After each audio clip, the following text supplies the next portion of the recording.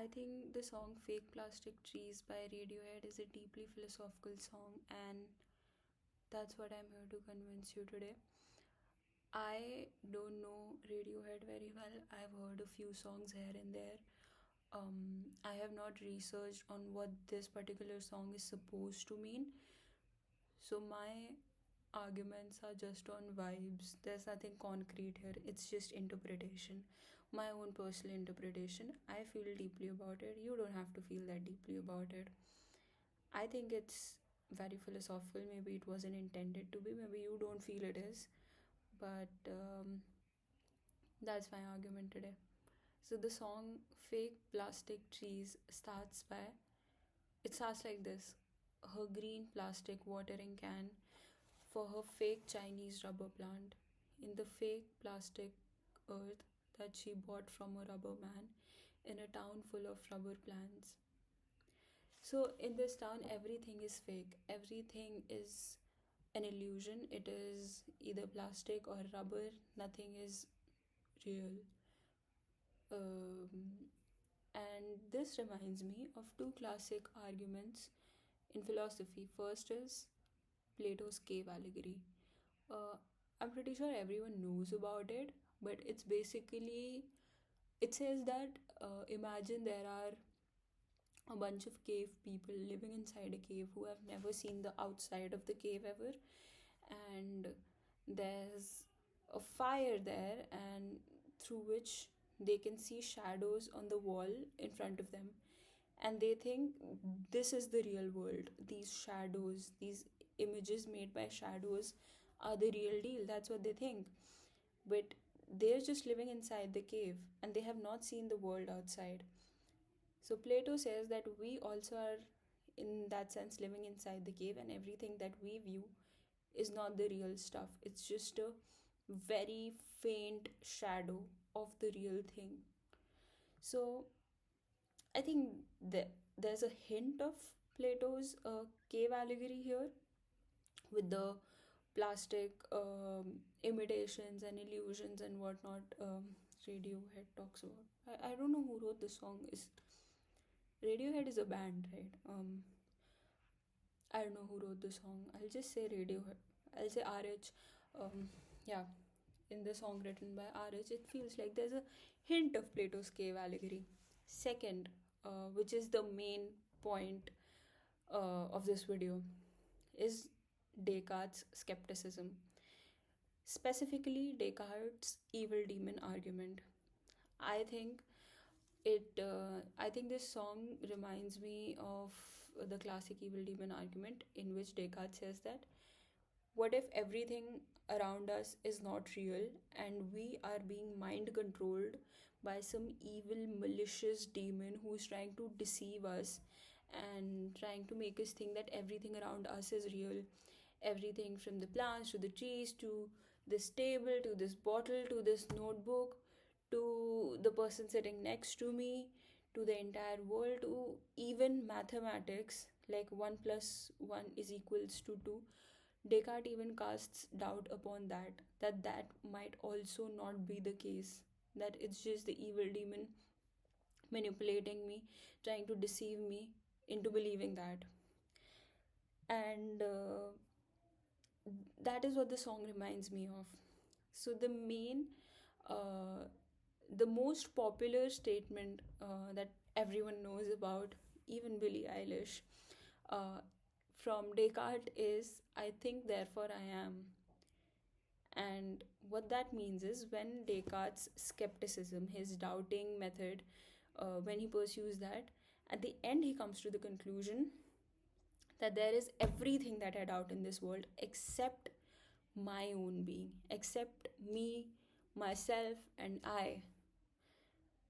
So he says, I think, therefore I am. Because if I did not exist, I could not doubt myself. So because I'm thinking, therefore that proves my existence. So if there's one thing that I can be sure of, it is myself, that I exist. Nothing else, just me. Now this point will come later on, um, and I'll connect it. But for now, just a little diversion to the evil demon, right?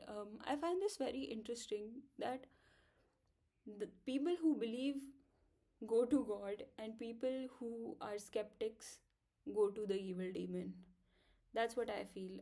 In the song itself, when he says, for her fake Chinese rubber plant in the fake plastic earth that she bought from a rubber man. So I think this rubber man she bought the plant from might be God slash the evil demon.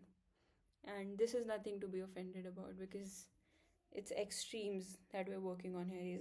It's either God or it's evil demon. So that was really interesting for me to think about. Okay, coming to the second point,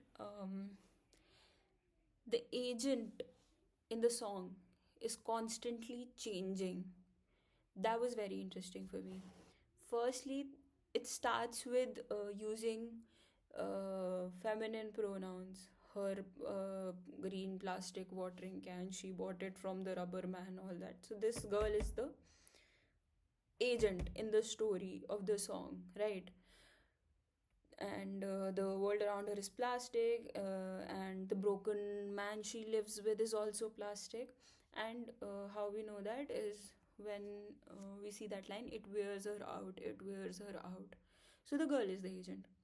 Then we see the man that she was living with becomes the agent, and that is indicated by the line, it wears him out, it wears him out.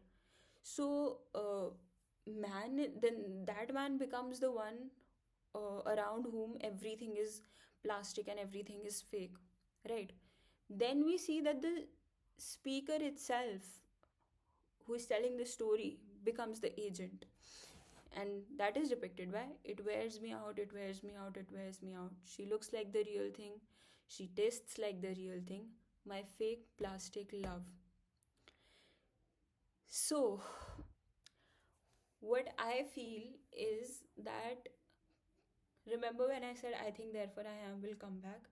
I think the song starts with the girl as a second person, right? It starts in second person pronoun. No, I don't know what person pronouns, but it starts as this other person, right?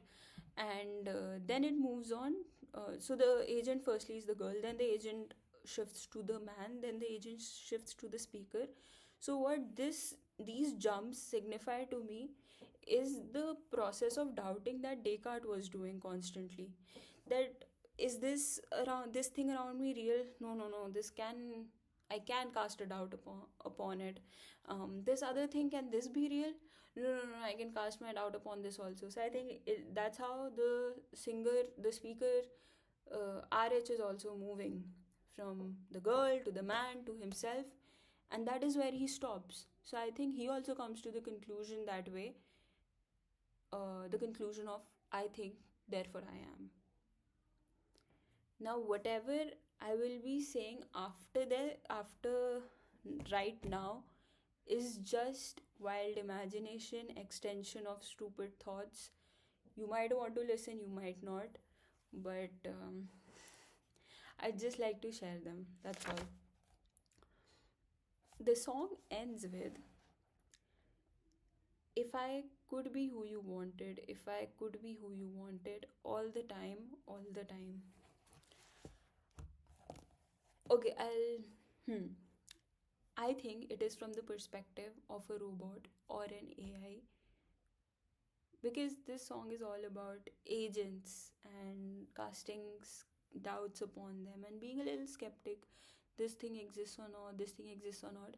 I think the agent rapidly changes in the last two lines, and it is a robot or an AI for contemporary purposes, who is saying these lines. And there's this scenario, I imagine there's this scenario where extreme abuse of AI emotionally and physically and mentally, I know those are things that an AI cannot feel, but just assuming that since already people are trying to uh, inject human consciousness into AI and bots.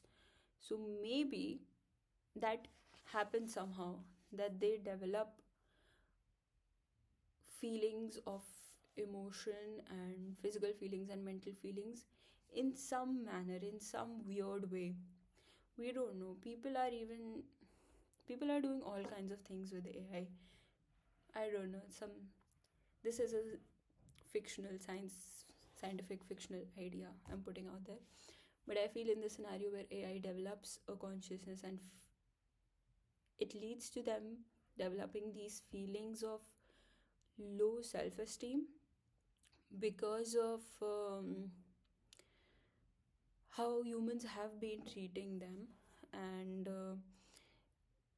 they always they would always feel less than, and they would always feel like they're not good enough, and they'll always be just not quite there, just quite not like the perfect thing. Like we see, talking to an AI cannot replace a human therapist and things like that, right? So that inferiority complex is developed in that AI, and that's why it says, if I could be who you wanted, if I could be who you wanted, all the time, all the time. This also represents how I feel humans will always create a caste system no matter what. This could be a way they create caste system. You created the bots, you created AI, and now you deem it to be not good enough as the real thing. That's what happened in Frankenstein also. um, how Dr. Frankenstein created the monster and then deemed it to be too ugly, too horrific, too monstrous. So I think that's just something cannot be pulled out of a human person, creating barriers, creating categories of inferiority, asserting dominance. I think that's a Nietzschean idea. Yeah. I would like to end on a normal note. This got a bit grim. I would like to share my favorite verse from the song. It goes like, "She lives with a broken man, a cracked polystyrene man who just crumbles and burns." And the reason this is my favorite verse, because when you hear the first line, "She lives with a broken man," you assume that man to be broken in some emotional or mental way. But the next line says, "A cracked polystyrene man who just crumbles and burns." Then they reveal that it's not an emotionally broken man, it is a plastic man who is cracked. That's why they're referring it as a broken man. I thought this was just uh, insanely hilarious to me. Um, anyway, if you're still here, thank you so much for watching, and I'll see you soon.